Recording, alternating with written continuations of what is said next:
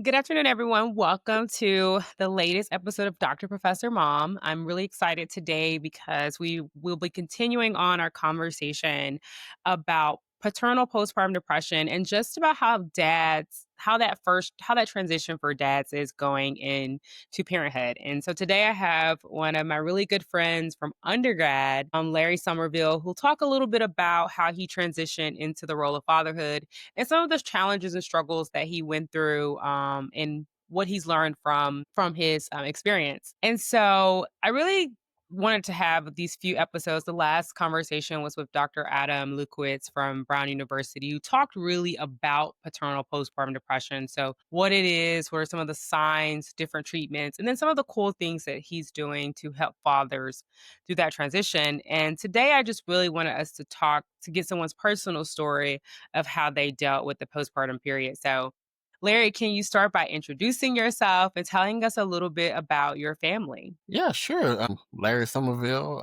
engineer by trade, program manager now. I work for Delta Airlines as a PM. I've been in fatherhood 2.5 years now. I've been married 3 years, going on four. Born and raised in Mississippi, so that's my background. Got to live all over the place for work, and so that's all about me. My family, my wife, Lindsay, she is a PhD in neuroscience. She got her PhD in neuroscience at Penn State. She is a very brilliant person. Got a ton of degrees. A very, how to put it? She thinks a lot. So as neuroscience, sure, the brain always working. My son Xavier, he is a bundle of joy. He's 2.5 years old. He is right now. He is loving to do flips and like different, actually like different gymnastics type stuff. He also loves his Doritos.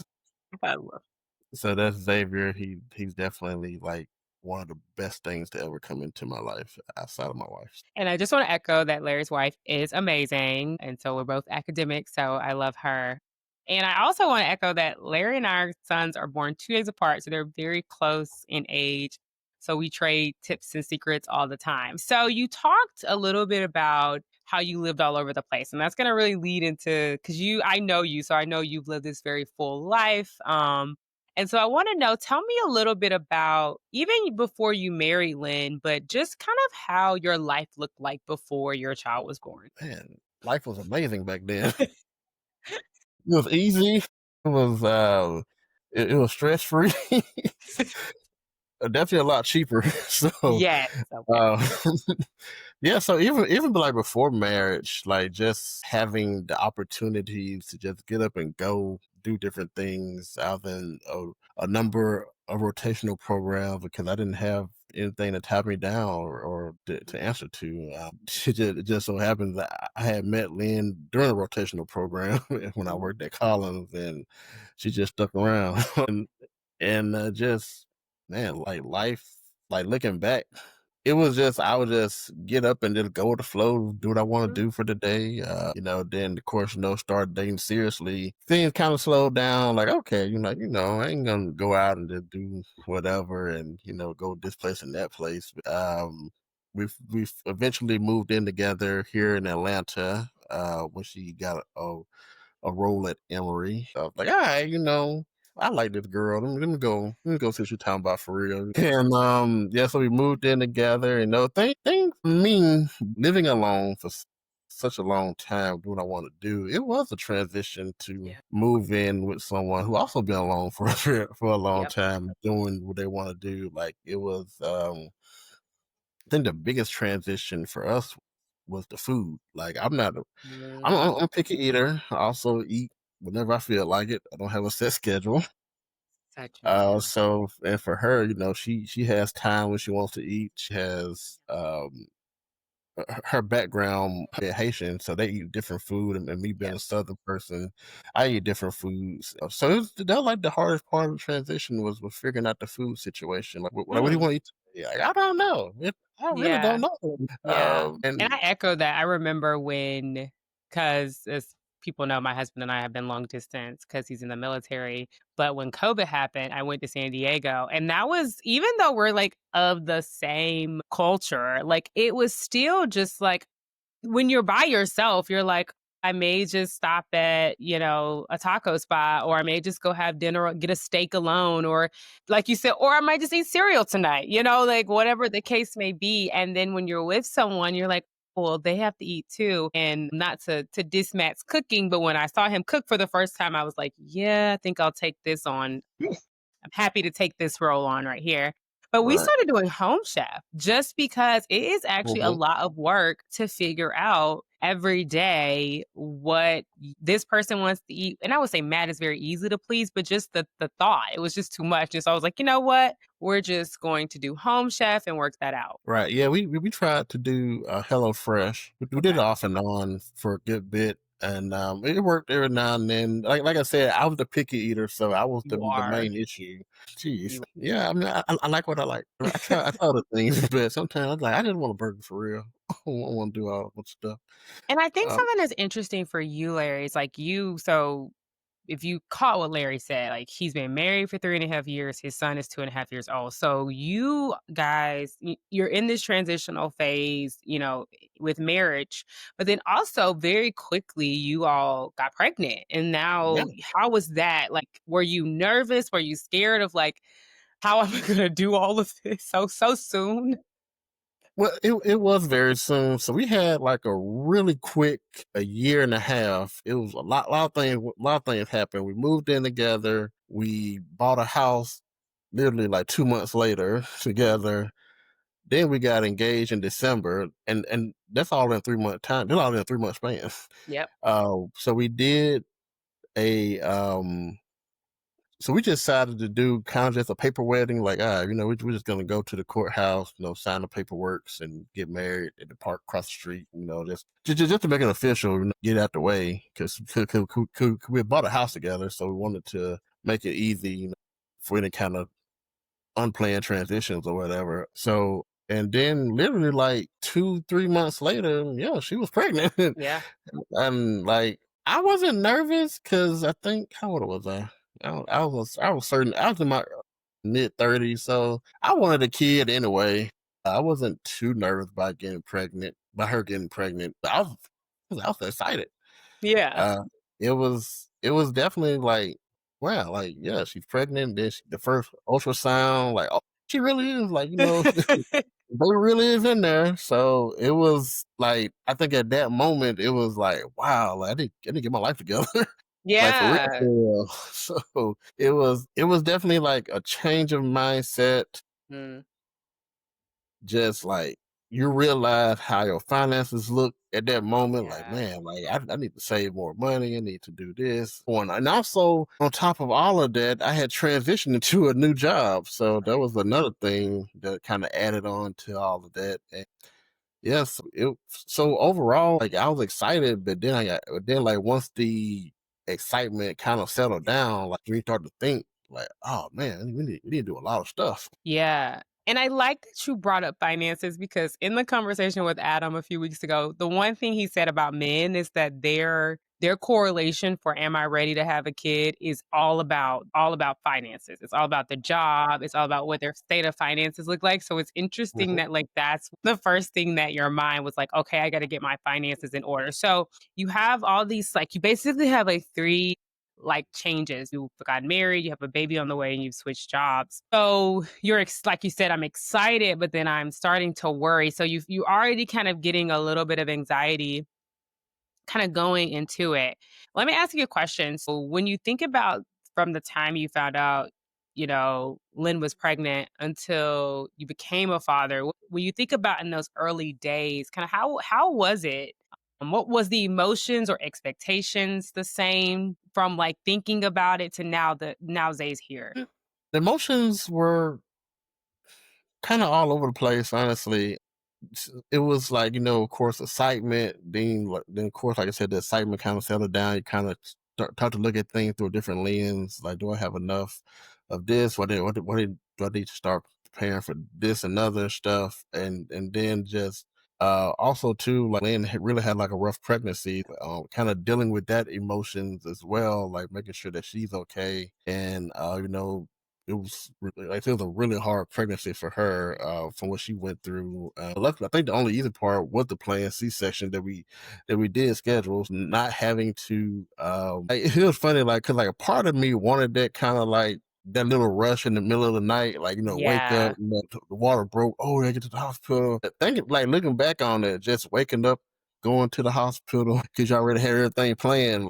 I would never want like I would never want her to go through all of that because I know I would have been like just moving frantically all around, like making sure the stuff is Yeah. in the car and stuff. But no, we had literally everything packed up, ready to go the night before. Woke up at 5 a.m., drove to the hospital, and like 4 hours later, they was here, and so it was just overall, it's just a roller coaster of emotions, just dealing with your Yeah. own emotions, making sure that your wife's emotions are okay. And, like things like it's so much happening inside the Yeah. body and so much toll on a woman's body during pregnancy. Like you kind of, at least for me, I started to put my emotions to the side Mm. because, like, I was like, I'm not the one going through all this changes in my body. Like, I shouldn't be feeling like a way about certain things when, like, my wife is really like taking on 100% of this new load Right. that we have to carry and stuff. And so I think like 7 months into the pregnancy, like I just started to forget about me to put more energy into her.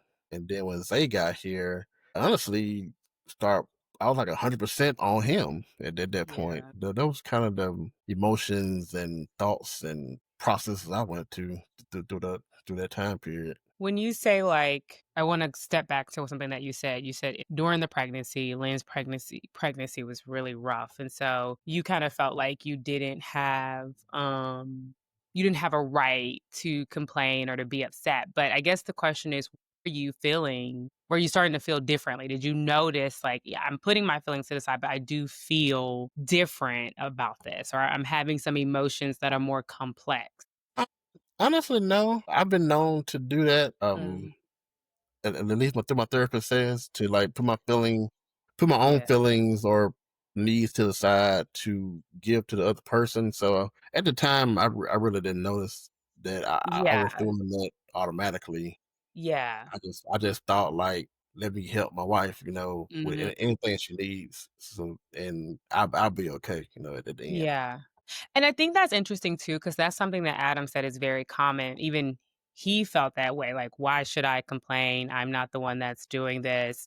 But he also made this point of like, you are also going through a transition, right? You're also having, like you said, I'm more worried about saving more money or doing different things. So when now Zay's here and you're like, now I'm gonna put 100% of my energy here, what are the expectations like I know for myself, I thought you're gonna come home, you're gonna have this beautiful experience, and then, like, I had an emergency C-section, and then that's not obviously not a beautiful experience, and then you get home and this baby's keeping you up all night, like, did your expectations match reality, and if not, how did you deal with that? Of course not, my expectation didn't match reality. I think it's different for everybody. I remember the first night they was at our house. I was like, "Who baby is crying so much?" I just like I'm not used to like having this new person in the house, and I'm like, "Oh, that's my baby now." So like, let me take care of him. And we kind of like talked about it beforehand, before he was born, like like who's gonna do like night shift and day shift. So we had conversations. So I was preparing myself for like night shifts. I think I only missed like one night, maybe two or three, but definitely I one vividly where I just like I don't have it. I can't like, and she got up and took care of him. But yeah, just it just like the the reality kind of just kicked in literally that. But number one, we at the hospital, um nurses coming in every 30 minutes. It doesn't not really kicking in yet because you still got Yeah, some partial support, yeah, but they literally send you home with a whole new person and expect you that's to take real. care of them. Like, "You Like, trust me?" You're not coming with me or nothing, Right, mom. I agree. No, but it was we were lucky enough to have support from my parents, and that her dad came, her auntie came to help with making food and whatnot. But also, it was still kind of it was a still weird transition because I remember like having a conversation with Lynn. She was like, "Yeah, please, like you have to protect me from myself, but also from like Mm, everybody else because you know, in my culture, like we literally just stay in the bed, feet up, don't bother me. interesting. But like you know, in American culture, some Yeah, women go to work the next day, they sure do. That's so and sad, but yeah, they do. it's very sad. And like I don't see how single moms do it literally have a baby. All right, next day I gotta go back to work. I gotta Yep, make money. I kind of just notice how some people who are coming to support don't really support. They just there to kind of yep, just watch. yep. And I didn't notice at the time, like it was like Lynn brought it up to me, like, you know, like I really wanted you to rest, you know, like let them like, you know, just watch Mm, they you like take a nap and stuff instead of you like, you know, doing X, Y, and Z.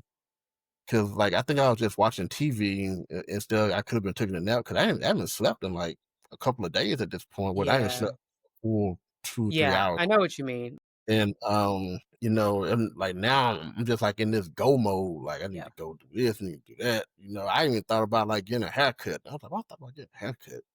Like Mm, a month later, I'm like, I just thought like, okay, you know, Lynn sleep, her aunties here, my parents here watching they. I gotta go to work, you know, next week anyway. So I came going back looking ragged. I think that's also another aspect. Like my particular job, they just now gave paternity leave to the paternal parents. And it's only 2 weeks, that's so which is sad. really only 10 days. Yeah, Where I have friends who get like 6 months, you know, yeah, 3 months at least, or a year or so.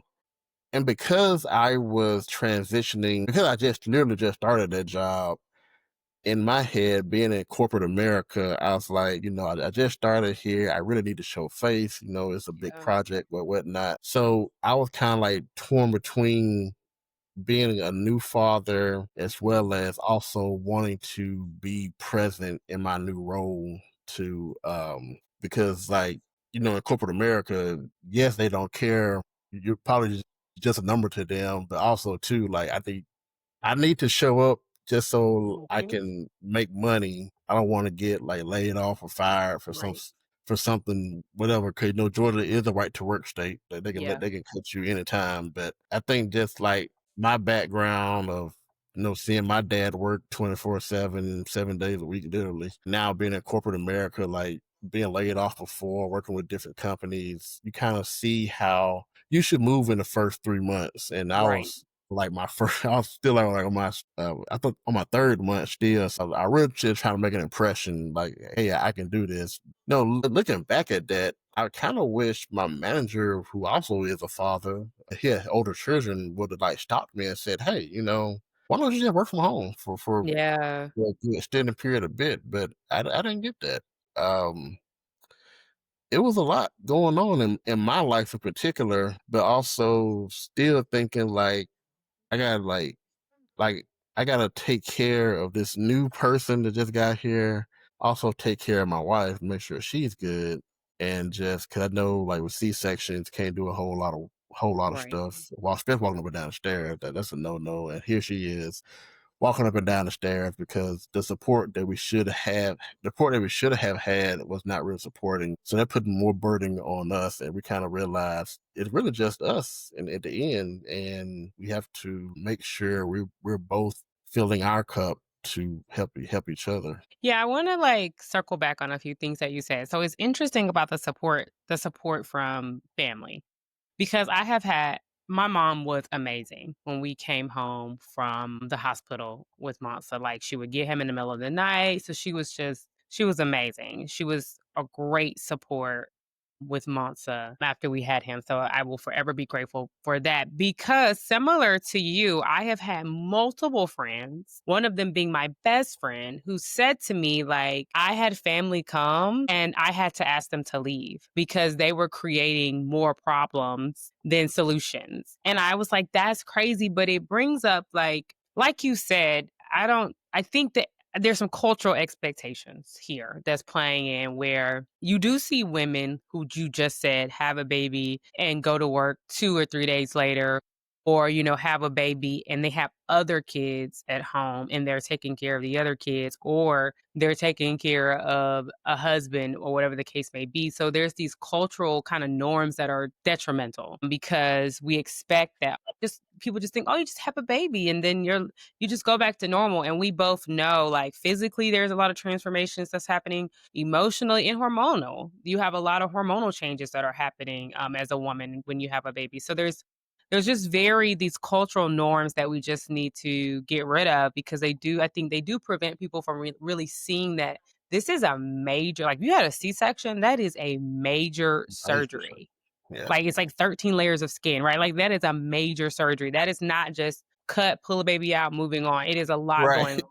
Even if you go vaginally, right, you can tear, there's so many Hmm. things that can happen. So you need a lot of help, and people just, I think, because culturally, especially in Black and brown communities where there is this women do it all mentality, don't complain, superwoman. I just think that that's like you said, and it's interesting for Lynn being Haitian and saying, hey, like, actually in my culture, we just settle with our feet propped up. I'm like, well, welcome to America, because we definitely don't do that in America. I also want to circle back on something you said too about, having this new role, but also feeling like you needed to be everything to everybody else, but not to yourself. Do you feel like that this cultural image of a dad kind of being this rock, being steady and calm and taking care of everybody, do you feel like that was preventing you from like reflecting and taking a step back and maybe thinking about some of your own needs? I would say it played a part in it because, like I said, my dad, I only know him to always just work, work, work, work, work. To make Yeah. sure that my mom was taken care of, me and my sister were taken care of. And he showed, and that's kind of him how he showed his love, like just Yeah. providing, Yeah. and it kind of reminded me of the show Everybody Hate Chris, How to Yep. Dad, and that show. Yep. He like, yeah, I Because do that's something. culturally what a man is expected to be, a Hmm. provider. I mean, you Yep. even hear people say, "Oh, the woman is the nurturer and the caretaker, and the man is the provider." And it's like, no, that's not necessarily true. It shouldn't Right. be. It shouldn't be because, like, but for me, like, not only was I trying to provide, I was like big on nobody else changing his diaper except me because of the whole circumcision um Uh, yeah. care. Like, I like, oh no, no, I change the diaper. So I really dove into that role in in doing that work. I know like a lot of men never change a diaper and probably did it one time in their life, but Yeah. so it was different. I guess I was like putting on a lot of different hats, and Mm, I never put my hat back on for yeah. me at the same time. So because like 'cause in the beginning months and days of Xavier's life, like how he liked to rock to be sleep, how he did certain things, and so like I really dove Mm, into fatherhood. Like I was excited about it, but just I wanted to do everything for him, and as well as making sure bills still getting paid and so on. So it was very tiring. Like it's still tiring now, honestly, but yeah. I have learned to like let other people do things and kind of take a step back and not kind of just micromanage a lot of the caretaking that Yeah. I kind of just flung myself into from day one. Cause like I mentioned earlier, like I was fully 100% onto Zayd, to where I was like 0% for me, probably one Yeah. percent for Lynn. I was just really focused on like being a father to him, eh, Yeah. after he was born.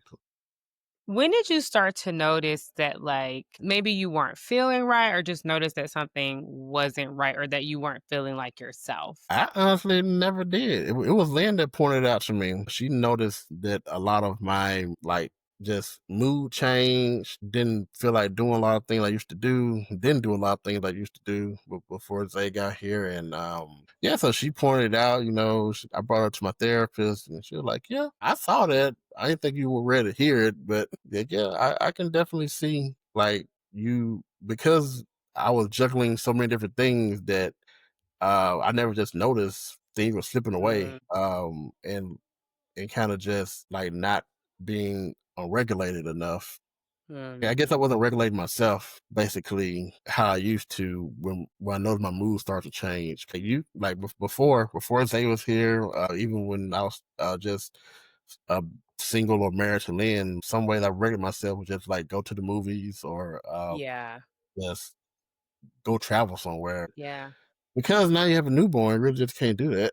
So, yeah, I yeah. didn't have a outlet or a way to regulate myself, and thus the pipe was starting to bust in certain ways. So let's circle back. So when you say like you felt like your mood was changing, did you feel like you were sad or just you did mention being kind of uninterested in things that you had once, really liked to do? Was it like a sadness or like do you feel like you had a lot of anxiety? I was irritable, honestly. Yeah, So, like, when I don't regulate, I get, like, really irritated by just, yeah, like, me too. the most littlest of things, Yeah, and that's not fair to Lynn or anybody else yeah, who catch the brunt end of that. So that's kinda like the ways so sometimes I get sad, but mostly just irritability. yeah. I think for me too, that was a big like symptom. I felt like not only just irritability, for me, it was rage too. Like, not just like being irritated by things, but also just being like, if I did get irritated, I felt like my emotions were just extreme. Yeah. Like there weren't your normal, like, I'm not a patient person in general. I'm can be irritated very easily. But I felt like my reaction to it was way more extreme than it had been in the past. And you almost feel like you can't control it. Like if somebody Yeah. was like, "Why are you getting so upset?" You would be like, "I can't control this. Like it's almost out of my hands." Mhm. Almost kind of like an out of body experience. Another thing I want to say, so like how when Lynn said that to you, like, "Hey, I'm noticing some differences in your behavior," did you accept the information or did you feel like, no? Because I think sometimes we'll know that something isn't right, but we don't want to accept it. Because I feel like sometimes we may think it makes us appear weak, or for you, maybe I need to be this rock for everybody. The first time I didn't. I mean, I kinda checked myself after the first time she told me, like, "Hey, your mood's changing, this is happening, so on." Yeah, okay. Kinda checked myself, and then probably like a month later, we went back up, and so just wasn't really accepting at first. I thought it was Yeah, just yeah, they're just the pressures of having a newborn, in the house, right. and Yeah, plus I had to go, plus I had to like commute to work, so that was another thing. yeah. Just being sitting in Traffic. Atlanta Yeah, traffic by itself just makes you mad. So I tried to sit in the car for a good 10 minutes, kind of decompress for going into the house and stuff. But yeah, like that can only happen for so long. And yeah, and I was still attending therapy that kind of helped. And I think my mama came back and helped for like a week or two, so that really helped us a lot, and it kind of yeah. helped my mood just to okay, let me get out the house, get some Right, fresh air, do something, whatnot. yeah. So yeah, no, I wasn't really accepting of her saying like, "Hey, your mood's changing. You need to go fix it and whatnot." I mean, yeah, I do some patchwork, but Yeah. never really did like the real work until like a couple of years later. Honestly, No, and it's like so I'm gonna go back to something else you said, but I think too it's hard to hear because I know for me, like, I am an overachiever in a lot of ways, and you are too, and I think when someone's calling you out and saying that you may not be doing something well, you're like, Yes, I am. I'm just having a little moment, but I'm doing fine. It's hard to Right. accept it. And I think for me, it was more of like, I don't want to be considered a bad mom. And I felt like a good mom was a mom that didn't ask for help. And so it kind of held me back from receiving or getting help when I noticed that something was off. But I want to say you said something like, I started to feel this way until the pipes burst. So kind of what was the pipes bursting for you? Li that was me just, like, lashing out at, Mm, just different people or, well, they're not different people, I say people close to me 'cause those the main ones who knew how to, like I guess I knew, uh, they could take it, that's but right. Yeah. still but it's still not fair to them to Nope. take it, you know? Nope. Nope, I agree, So it was just yeah, just like the irritability just builds up, like, say something out the way, you didn't mean to, and but, it's like like, World War V. it's, yeah, horrifying and stuff, and, like but, like, it's kinda just one of those things, even though it's kinda just like your impulsive thoughts win Yep, to where, like, you're thinking of something, you know it's terrible, you don't wanna say it, you don't wanna but you do say it, it. But you say it. but there it goes, like, you There you gotta go, say that's it, right. and then you're But it's like, but "Oh," it's like rage, like, I did not until I went through my own postpartum journey, I did not realize, like, the other symptoms of and Adam said something that I thought that it should really be called postpartum mood disorder because when we say depression, I think people just assume sadness, and that's mhm, one symptom, but then there are a lot of other ones like rage. Like rage is a big one, right? Like you said, like you get these negative, intrusive thoughts, and then in your mind, you're like, I probably should not say this, but I'm gonna say it. And then you say it, and then you're like, oh my gosh, I cannot believe I just said that to somebody. Like this is, and it's the person, something I think this is in marriages in a lot of ways, but for sure in the postpartum phase is that you tend to lash out at the other person who's mhm. also like Lynn is also going through her own thing, right? But she's getting the brunt of what you're giving, right? And so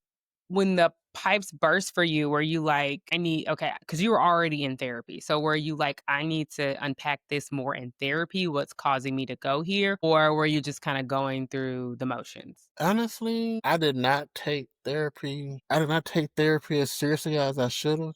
Yeah, There and was a me lot and you of talked about this because I didn't either. I was in therapy for postpartum, and, like, I would be so exhausted that I'm like, "I don't feel like talking to you either." right, yeah, like and then too, like, I think it kinda, like, needs to be said, like, you need to shop for therapists like you shop for Mm, cars or anything else, cause not all therapists, like, is a one size fit all, yes, so I agree with I that. kinda just went to one and kinda the way I am sometimes, I'm like, "Oh, like, I already chose this person, I'm just gonna out whatever." Yeah, Is because like, I guess it's kind of how to put it, I have this thing where I'll just kind of just ride it out, to the end yeah, or yeah, instead of like, "Hey," like, saying, "Hey, it's not really working," and whatever. So, I just and plus that was my first time ever going to therapy, so, and it mm, was nice to talk to somebody, about different things without them judging you. I think, just to go off track, I know, like, the first a couple of months I was in therapy, mostly just talked about my familial issues and stuff and how I kind of like grew up and yeah, whatnot. But then like of course when like marriage and fatherhood came, we kind of like switched things and a lot of the things that I was doing really came from that familial issue. Uh yeah. Oh, uh yeah. like because like with most black men, they really don't hear their dad tell them like that they love you, they're proud of you, whatever. Mhm. And for a very long time, um, I didn't want to like you be like that with Zay. I told him I love Yeah, him every day, all the stuff. I really like pour my love into him, yeah, like that was done for me. But I guess the issue was that she wasn't giving me any techniques that's right, yep. or kinda like homework. Sometimes she did give me homework. It was very tough. I didn't do it, so that I put that on me. Yeah, Where she wanted me write like to, like, write a letter to my mom who was the biggest thorn in my life that she figured out. She was like, "Yeah, like it's really your mom that's the issue." Like, how you tell your mom that though? Like, for real? It's Like, hard, especially when you you are a tell a boy telling his mom right? that. Like, how you tell a black woman from Mississippi that she the issue, like without her Yeah, it's blowing like, up? not gonna go well, not gonna be accepted. Some It's not people's gonna parents do accept it, yeah, maybe. right. Some people parents accept it, but ain't gonna accept it. I already know my mom she'll get in her feelings, blah blah blah. I agree. Yeah. And basically, like my therapist saw traits of that in me with Mm, some of the ways I handle things, where like where Lynn say something, like get in my feelings, and then yeah. and then so just to just We were just talking about basically, like, when this pipe burst for you, yeah. you know, how did you were already in therapy, like, how did you immediately say, "Okay, this is bursting, let me go," or were you still kinda just going through these motions of it, right? Like, "Oh, I'm Yeah, in therapy, we talk about it a little bit, but whatever." right. We talk about it. I feel better even for a little bit. Yeah. Yeah. So, like I said, I was not the best in therapy. I never presented my 100% pure self. Maybe because the therapist I had didn't really dig into a lot of things like I thought. It's funny, like you hear people talk about therapy, how their therapists are. I'm like, damn, I'm like, why do my Yeah, therapist do that for me? Or you see a yeah, therapist on TV, like see all the breakthroughs and stuff. Like, mine don't do that. And at this point, I'm like, I'm already in this one. I don't want to go through starting over with a whole new person, having to rehash everything that this person I yeah, told this person. So it's like, okay, we're just gonna stick it out. I'm gonna figure out a way, try to gain something from her. But so yeah, no. When the pipes burst and I went with the therapist to talk about it, I feel good for like a month or so, and and then then yeah, we never like fixed the actual root yeah, cause of the problem. And maybe because I didn't want to fix the root cause of the problem, yeah, maybe it's on both of us. yeah. So which is the root cause of the problem is Mississippi, but but um, But I no, don't you know. bring up a valid point because I remember when I was in therapy after having Monza, my therapist, I didn't go to therapy until I remember we were in Japan, and I had been to Japan before. And if you've ever been to Japan, it's like you get off the subway. I mean, I've been to India and you are surrounded by a lot of people in India, but in Japan, when you get off the subway, it's crazy the amount of people, especially in Tokyo, that you're surrounded by. And the subway stations are huge. And I remember Right. having a full on panic attack. I had never had that happen to me in my life. And I remember just being like, something's not right. And so the issue for me was my therapist also had a daughter a few months after I had Monza. So she was on maternity leave. So I couldn't see the therapist that I had had since I moved to Columbus. I had to find someone new. And similar to you, part of it is on me because I didn't participate fully because I was so tired. You know, my husband's in the military. I was doing this by myself, not really getting a lot of sleep. At this time, Monta was at a daycare that was very far from my house and from OSU. So I was sitting in traffic a lot. So sometimes I wouldn't even have time to talk to her. And if I did, it was 30 minutes. But we really weren't getting to the root of the issue. Like we were just kind of, like, oh, I didn't sleep last night. Oh, you should take care of yourself. Those types of conversations, but not really getting to the root issue. Mhm. So I guess a thing is you kind of know in your mind, like you said, I already know that really the real issue is how I grew up. I got some trauma from childhood that is being triggered in this new role, and I'm lashing out at my wife. When did you realize I need to switch therapists, or did you switch therapists? I still haven't switched therapists. I literally probably just stopped going. I think at one point. Mm, Number one, because like I said, I wasn't really. I realized I wasn't being 100% truthful to her and myself in that session. So I was like, there really ain't no point in going. And plus, she moved to a different location, which is kind of farther out, and plus the rates increased. And I was like, I'm not paying that. yeah, So, so which I is also another being kind of cheap. barrier. No, So but that's that's like, another barrier, though. yeah, Also, that's Larry, you another, were being very cheap. Larry's not yeah. poor. I was just being cheap. I was like, man, that money can go somewhere else. But that's the thing too, though. Like, just like we put we put energy into things that we want to, Yep. versus what we need to, at least for Yeah. me. And For a like lot of people. yeah, yeah, I like I know about like a lot of frivolous things that probably That's don't right. need, and where that money can go Photography to stuff. yeah, photography stuff or clothes for Zay. He always needing clothes. I just about oh that's a cute shirt and go get it for him Yeah. and whatnot. Instead of taking that money and like investing in myself into finding a new therapist or Yeah. paying that copay for the one I had. So there's a lot of different variables as to why I stopped going. I wanna say something else you talked about. You said that one thing you noticed that might have been coming up for you was that you were not being told by your dad that you were loved and he was proud of you. Like, how was that showing up in now that you are dealing with you have postpartum depression basically? How is that showing up in like now for you? Or at that moment, I should say for you. How was that coming rearing its ugly head for you in that moment? Honestly, I don't. I mean, I'm sure I'm affected by it, but I don't see the effects at the Mm, same time because I knew how I wanted to be to my child. mhm. I knew I was gonna loving my child regardless. Yeah, Do all the like, just be present for first and foremost, not just the random trips here and there or the tours here and there. No, like yeah. to just be in his space until he tells me no. Like, he's gonna know me. Right. He don't know me. So it's funny, like, cause like it's now like a lot of people just know like, oh, he's definitely a daddy's boy, Yeah, he is. We're around other people, he won't go to nobody else. He just clings on to me like he's a daddy's boy. Like, you got that boy spoiled. I'm like, no, I don't. That's how it should be. He get it wrapped around his finger, sure, yeah. But Yeah, um so like, yeah, I mean, I knew I wasn't that growing up. Um yeah, so that's what I wanted. I have my mind made up before he even got here. Like, yep, I am gonna spoil that boy, loving him so much, yeah. and not let, I guess, be loved how I wanted to be loved as a child. Mhm. I think for me, it's interesting because, me and my mom have always been extremely affectionate, and so we never had this mentality. You know how people will say like, "Oh, if you hold a baby too much, like they'll want to be held." My mom was like, "I don't care. Like I'm gonna hold my baby." And so I was like that with Monsa for sure, because my mom was like that with me. Very just super super affectionate, and now he is a Velcro baby.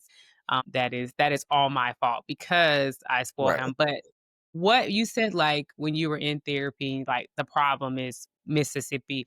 Like, what were traumas, if you don't mind sharing? Like, what were childhood traumas that you had that you felt like were showing up, now that you had postpartum depression? Yeah. Just not talking about things, not talking about your feelings, trying to buy your way back in Mm, to the person's, atmosphere and whatnot. I'm sorry, what do you mean by buy your way back in? Not to cut you off. Just you make someone mad, then you go buy something for them. Gotcha. Kinda, Okay. my Okay. bad, you know, Yeah, yeah. or Yeah. how some parents do. Oh, you wanna go to McDonald's right quick? you know, Yeah. Yeah. so it was just kind of how like the therapist wasn't totally terrible. She did, bring up like, that's not really a good coping mechanism, it's like, Yeah. how you were raised, just this person throw a temper tantrum, then they come back around, then it That's kind of right. kind of just the cycle continues. Yep. So just like I know, like my mom, she did her best with resources she had. Of course, my dad, Yeah. always working, so he did his best, Yeah. and then just my mom was like always a certain way. If it wasn't, it was her way or the highway, basically. So Mm, if he wasn't doing something that she wanted to do or going in the path that she thought was correct, temper tantrum or just get real cold, a mm. distance and whatnot, and then circle back around eventually. So, and I found myself doing some of that, Yeah. and really wanted to nip that in the bud. Still working on it. I know I don't get too bad with it anymore, but that was just some of the things from. for my childhood trauma that I was really trying to avoid put on they, Yes, and, like, sometimes I do catch myself doing it, mainly Lynn catching me doing it, just remind me like, "Hey, like, don't project on your child and what he's stuff," and watching. yeah, Mhm. he watching and stuff, He's so watching. and 2, like, uh, I I never heard of post I never heard of male postpartum depression Mhm. until I had a baby, so, because now I didn't talk about it anywhere, even during the, child caring classes, like, I don't think his pediatrician said in any of that. Nope. And that's what Adam said. He said it's not talked about, it's not known, there's no support for it, there's no prevention for it. It's just like dads are almost like forgot about in Yeah. this journey. I think for me too, when you said like the thing with childhood trauma, and I think the thing with when people hear, I don't know if this is just a black southern thing, I have no idea. People in the comments correct me, I don't know.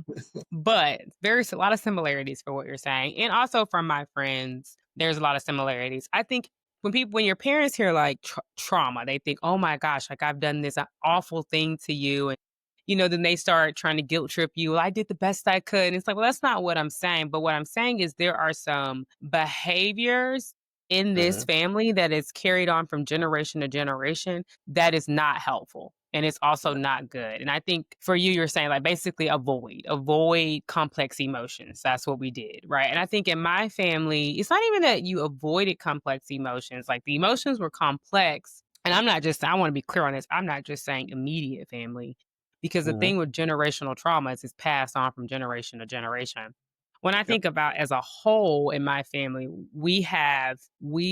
my aunt calls it tongue lashing. Like if you make us Mhm. upset, like we will go for the jugular. Like it's not even like a in between. It's like, oh, you want to take it there? I'm gonna go as slow as possible, right? I think there's like Right. this I love the Real Housewives. So like Real Housewives of Atlanta, Portia made this comment like she went low and the other person went to hell. And it's like that's my family's going to hell. Like, so you think you're Yep. here? We're going way below there. And when you do that, like to the other person, they're like, oh my gosh, especially if they didn't grow up like that. Mhm. They're like, I can't believe you just said that to me. And in your mind, you're like, I didn't even think that was that bad because I remember when my, person did this to Right. and it's crazy, but then when you start to unpack it, right? So that's what was really triggered for me in I always say I have a sharp tongue anyway, so it really got triggered when I had postpartum depression. And then when you go back and you listen, like now on the other side of it, and my husband may say, well, you said this, and you're like, I said that? Like I can't believe I said that to somebody. Like, what? Or even I've had a student say to me, like, you were really harsh then. Like, and you're like, I said that to you or I treated you that way. You feel Right. awful because it is rage and you can't control it. But I think something that's similar for the both of us is like, it wasn't until I had my son and I'm like, "Oh, well, I'm not going to pass this on to him." Right. Like, I'm not going to have my son say and me and my cousins, especially my first cousins, we talk about this a lot because we say that, we grew up in that environment, and when you have a kid, you think about, "Hey, hold on, this is not healthy." Right. And I don't want my kid I don't want my kid just speaking this way, but I also don't want him or her speaking to other people like this. Like, if you're Mhm. upset, there's a way to get your point across or get your emotions across that's not this. There are Right. healthier ways. And I think not wanting to pass on those traumas is to your kid is like the biggest, I always say month so is the biggest wake up call. Mhm. And to the point where I don't argue in front of my son. Like if you want to argue, you better I don't know who you're not gonna argue with me because I don't even want him being around yelling and screaming. He's an Aquarius. He's very emotional. All you have to do is just like raise your voice just a little bit up, and he's already screaming and crying. So I don't even, I don't want to have him in any type of just chaos. We Right. keep it cool, we keep it simple, and we keep it polite and kind. And I want to raise a kind child That's a that good one. thinks about, yeah, that treats people well and knows that like what are healthy coping mechanisms and what are healthy communication styles. And I think if you're raised in an environment where you see people go low, you find that to be that's the way you communicate when you're angry and that's not the way you communicate. So I want to circle back to something else that you said about like So you quit going to therapy. So when did you feel like you started to get treatment? I never got treatment. Mm. Yeah, so no, it's really just like now just being cognizant of postpartum in males, just just being more aware of my actions and Mm. my thoughts and just I mean, just kind of just being around more like-minded males Mm. does help a lot. Like during Lynn's pregnancy, a couple of my friends got pregnant, already had their kids. So I started like a little group meeting called Daddy Daycare. And, we just chit chat in there about different I stuff love it. and talk about our feelings and give different tips and whatnot. Checking in on every now and then. Just do a pulse check on see how the fathers are doing. We grown. We like 20 members now. Hey, look at Yeah, this group. I love it. each member is definitely welcome to invite their friends who just had a baby. Get tips and stuff. Yeah. So it was just realizing that um I think I guess number one, just not saying I don't have postpartum because you Mhm. really like who can you tell that to like a man had postpartum? What? It's hard, yeah. What? Like, no, no, chill. So it was definitely kind of like a taboo thing at first Mhm. for me at least. Like I said, I'm a black man from Mississippi from the South, so you'll be alright. Just tough it out, whatever you're going through. And plus, I just listening to other men talk, like their person got postpartum too. The Yeah. way he talking, he sounded like me what I was going, what I am going through, because it's still there, and just I'm just more cognizant of it, so I'm able to handle it better. So just like, cause I remember going back into the office and like, so I'm one of the, so I learned from my pediatrician who's a black male doctor. He said I was like one of the few men who come to every appointment for their child. Usually they come Mm. to the first one and you never see them again. Yeah. And I only missed at least 2.5 years that I they brought love it up. that. And I remember I remember during Lynn when she was still pregnant, I tell my boss like, "Hey, I'm going to the OBGYN with my wife. Right. I'll see y'all later." And he's like, "What? Like, what? You going there?" I'm like, "Yeah, I'm going for everything." Yeah. As soon as they was born, what time the appointment is, I'll be there. And I tell my boss, like, "Hey, I'm going to my child appointment. Yeah. I'll see y'all later." And then I think at one point, like my boss was like, "Do you have to attend every appointment?" I was like, "Yes, Mm. no, I'm going to attend every appointment." So it kind of that's when I kind of got like a wake up call, of like different generations, Yeah. just men overall, because like they brag about not changing diapers. That's right, I and that's brag not about funny. changing Or not diapers feeding their baby, like, or or not sleeping through feeding the their night. baby. Yeah, like um, it was that was kind of like a eye-opening thing for me, Mm. uh, to really learn. Well, number one, I still wasn't talking about postpartum, because like I said, who am I gonna talk about it to? Till I made the group, and like there's still a few people in there. I still just bring it up every now and then too, like because I know we're going through the same thing, and they Yeah. kind of got the diagnosis themselves. They also going through postpartum for men as well. But in the general overall sense, a lot of men don't accept it and don't even know that they have it. If Mhm. and so because number one, they still feel like we're in the in these 80s where like you said, men has to be this rock, has to be Yeah. tough all the time, Can't no be weak, emotions, or can't be weak. and it's not weak because you have it, but they don't wanna appear to be weak is what I should They say. don't appear to be weak, they're Mhm. not changing diapers for the older generation or not feeding their baby, not even taking care of that baby. Whereas me and my friends, we attend the doctor's appointments, we Yep. take care of our child, and we're doing the things that the past generation kind of don't do, probably think it's silly to do because it's a quote unquote woman's job to do all of that. So it was to go back to the work thing, it was kind of almost a battle to even get the one day to work from home just so I can be more present and made me realize like I want to be here all the time, you know. Yeah, So just it kind of really changes your mindset in the workplace because like there are people there where we're older kids, so the kids grew up in the 90s or 2000s, so they ain't worried about it no more. But for the new dads or new paternal parents in this day and age, you know, they want to be more involved. they do. So it's kind of like like I said, it's not only a battle in my head to dealing with the postpartum. Now I got a battle with these older generation men or men who just don't care tell their child Yeah, on just like why you gotta be there or like the why you doing it. importance.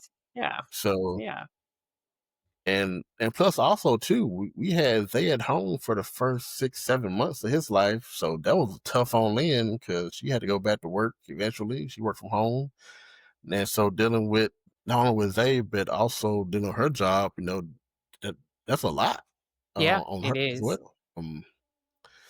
It, it was definitely kind of it's been an eye-opening experience to number one, say it out loud, and Yeah, number two, trying to convince other people that hey, you do have it, you need to go check it, and just overall, we're in a different time. You know, it's yeah. okay to be in your child's life. You know, it's okay to change diapers and play And that is a with part of them. masculinity. Yeah, so Yeah, kindness is a part of everything, no matter mhm, what your sex is.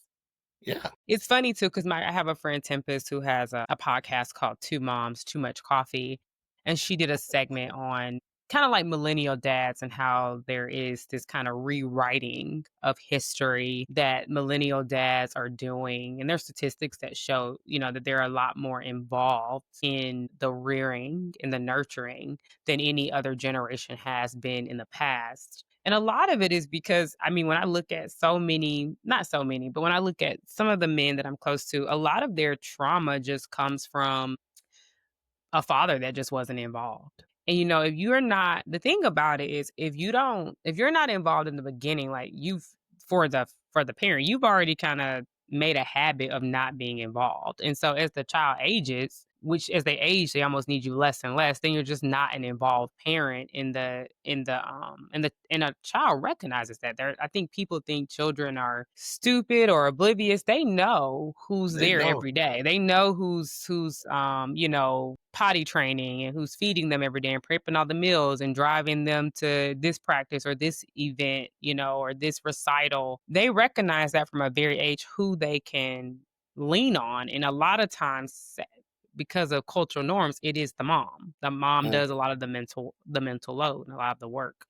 I'll see like in families, the dad's like 80, 70, 80, and now they want to be more involved, but the kids have already, it's in their mind, it's like you're not that parent, right? My mom is this parent, right? Not you necessarily. And it's not funny anymore, right? It's not funny to brag that you've never changed a diaper. That's sickening if you have 4 kids and you've never changed some people still or right, you never made a bottle. That's sad right. that you have a kid and you've never fed them, like that, and that you're missing that bonding time Hmm. that, especially in the beginning. So, and I think too, I love the peer group that you have. And, it goes to show you that, there are many ways to seek support. There are many forms of support, whether it's therapy, whether it's medication, whether it's peer groups like you've started the Daddy Daycare peer group, which I love. That's a cute name. That movie's funny. But there's many ways to seek support. And I think if you're not ready for therapy or if that's not working for you, there are other ways. And a lot of it is just having a peer group or a group of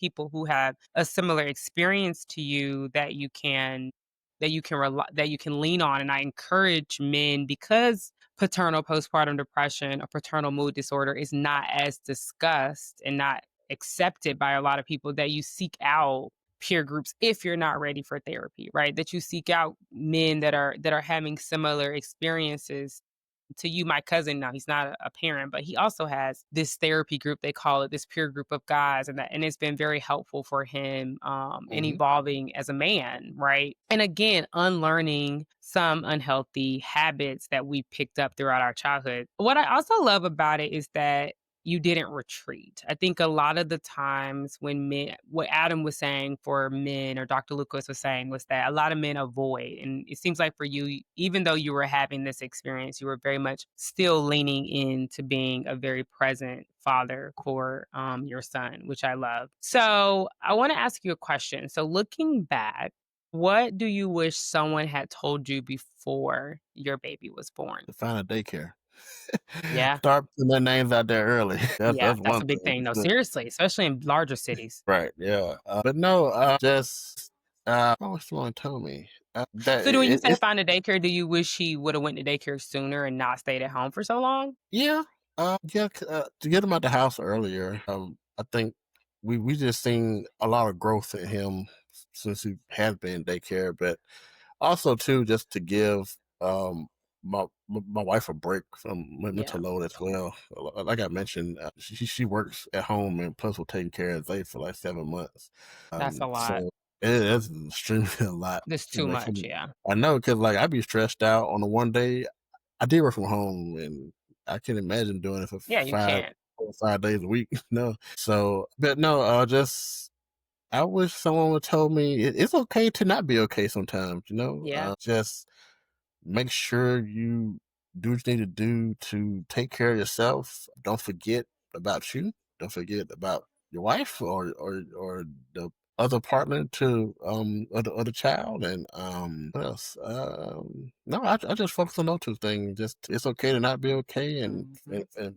and don't forget to focus on you sometimes. Yeah, and I think I always say, like, you can't be a whole, happy, healthy, peaceful, joyful person for your kid if you're not taking care of yourself, and I always say, there's so much loss of identity when as we talked about, you were this person that was free, travel, did your thing, met someone similar to you, like to travel, like to go, and now all of a sudden life is done a 180, and there's a lot of loss of identity there, and it takes a minute to figure out who you are in this new role, right, in this new space, and kind of accept, like, it's almost like a death, right, kind of accept the death of your old life, and that you'll have remnants of that in your new role, but it is Mhm. different, and I think a lot of people don't understand that loss of identity. What message would you give a dad who's listening today and silently struggling? I would.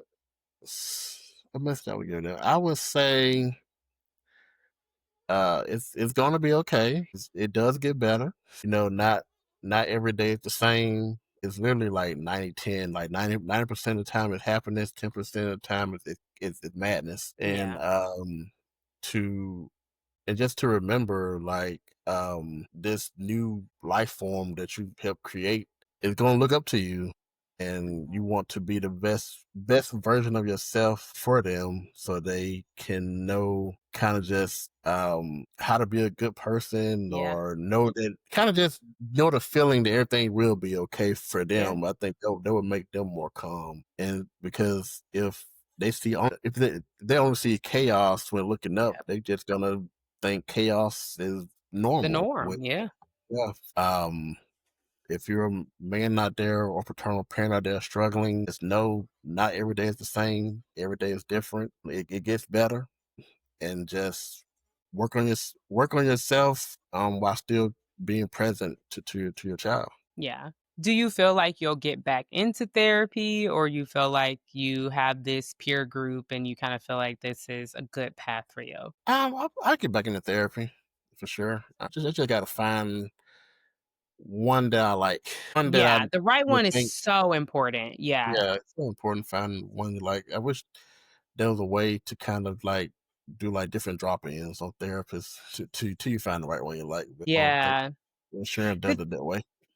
It's hard because, like you said, it's such I mean, you're telling this person some very deep and personal things. I think for me, Therapy has been helpful because I love my therapist, right? And we've just been able she's straight no chaser like me, and she'll tell it to you like it is. But I also just think too, like we've been able like so I've done things like hypnotherapy to get to the root cause, which Mhm.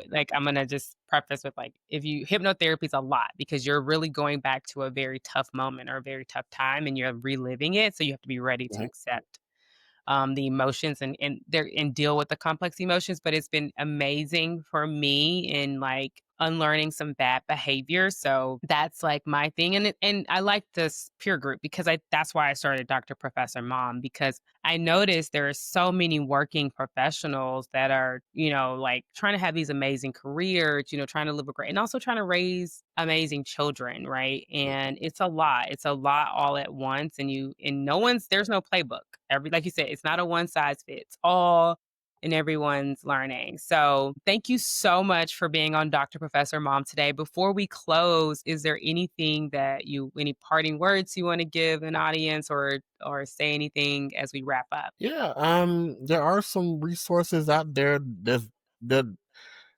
either just popped up or popped up just 'cause I became a father.